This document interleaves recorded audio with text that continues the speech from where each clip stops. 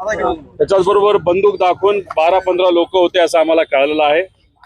आणि मग अशा पद्धतीने तुम्ही जर धमकवत असाल, फक्त प्रसिद्धी मिळावी म्हणून तिथे शाई टाकत असाल, गोंधळ घालत असाल, तर हे शोभणारं नाही, आपल्या महाराष्ट्र धर्माला शोभणारं नाही आणि वारकरी संप्रदायाला शोभणारं नाही। खरं तर वारकरी संप्रदायामध्ये असणारे सर्व मान्यवर महाराज, अबप आणि सामान्य लोकांना मला विचारायचंय की जे खरे वारकरी संप्रदायाचे लोक असतात, जे खऱ्या अर्थाने संतांचा विचार पुढे घेऊन जाणारे लोक असतात, अशा खालच्या लेवलला शिव्या देत असतात का हो? कधी एवढं चिडतात का? बंदुके दाखवतात का? बंदुके घेऊन फिरतात का? मग अशा पद्धतीने ही लोक जो घुसखोरी करत असतील आणि लोकांना धमकवत असतील तर हे शोभणारं नाही। आणि हा कोणी जो बोंदू लागला ना, त्याला मला विचारायचंय की त्याचे जे गुरु आहेत त्यांनी जी आळंदीमध्ये आणि नागपूरमध्ये शाळा काढली, बहुजन समाजाच्या मुला मुलींना त्या शाळेमध्ये शिकवलं जातं का? प्रवेश आहे का? या बोंधूबाबांनी सांगावं।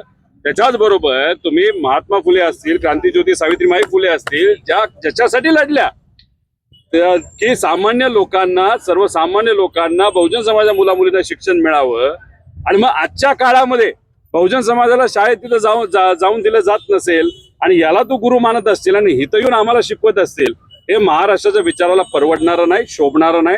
आम्ही या गोष्टीचा निषेध करतो आणि विकास भाऊंच्या पाठीमागे त्या ठिकाणी भक्कमपणे। आणि त्याच्याचबरोबर हे मध्य प्रदेशचे जे बोंधूबाबा आले होते, बागेश्वर महाराज, इथं येऊन जेव्हा छत्रपती शिवाजी महाराज म्हणून बोलले होते, तुकोबारायांबरोबर होते, बोलले होते, तर माऊली महाराजांबद्दल पण बोललं गेलं होतं। हा झोपला होता का दाढीचे केस उपटत बसला होता का गवत उपटत बसला होता?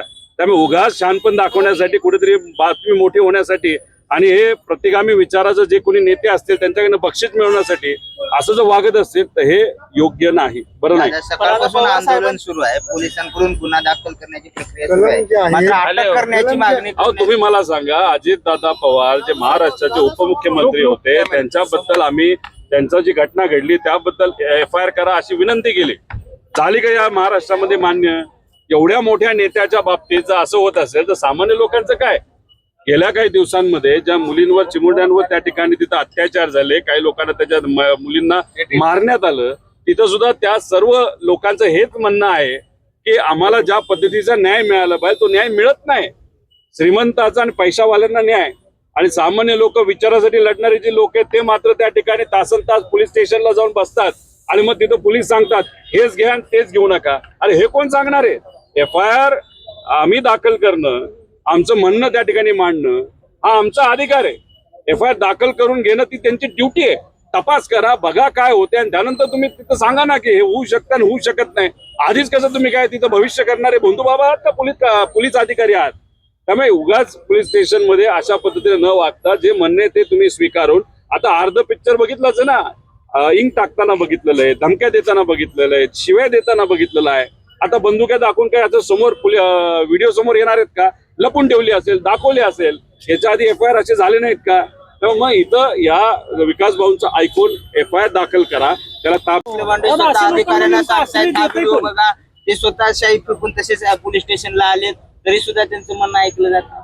आता श्रीगोंद्यामध्ये हाच बोंधूबाबा होता ना काहीतरी तिथं गोंधळ घालणारा, सरकारने कुठं त्या पोलिसांनी कारवाई नाही केली, इथं अशा पद्धतीने वागतोय। तिथं या महाराष्ट्राचे सभापती राम शिंदे एका खुत्यात गुंडाबरोबर तिथं कुठं मध्य प्रदेशमध्ये तिथं फोटो टाकतात आणि मग असे फोटो बघितल्यानंतर जे गुंड असतात त्या गुंड प्रवृत्तीच्या लोकांना असं वाटतं की नाही हे सरकार आपलं सरकार आहे।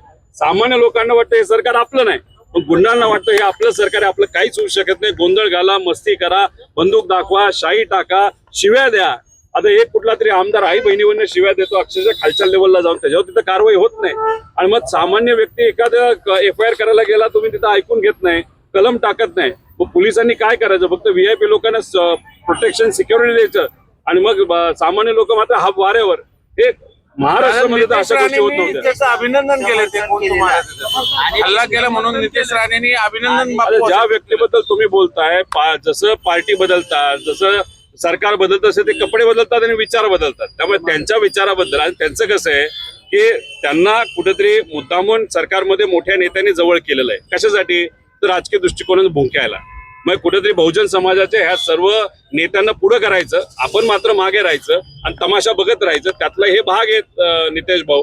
तर त्यांच्याबद्दल आपण काय बोलणार? त्यांना जे काम दिलं ते काम तिथं करतात. यांच्या संदर्भात काय घेऊन न्यायाची याच्यातलं करण काय मागणी करत आहे सगळ्या? कलम दाखल करणं अपेक्षित एक तर आता जे आपले विकास भाऊ त्यांचं काय म्हणणं हे आम्ही तिथं समजून घेऊ. पुढे काय करायचं, कसं आम्ही वकिलांशी सुद्धा बोलू, पोलिसांचं काय मत आहे हे तिथं समजून घेऊ आणि मग पुढे काय करायचं हे आपल्याला सांगतो. होतं.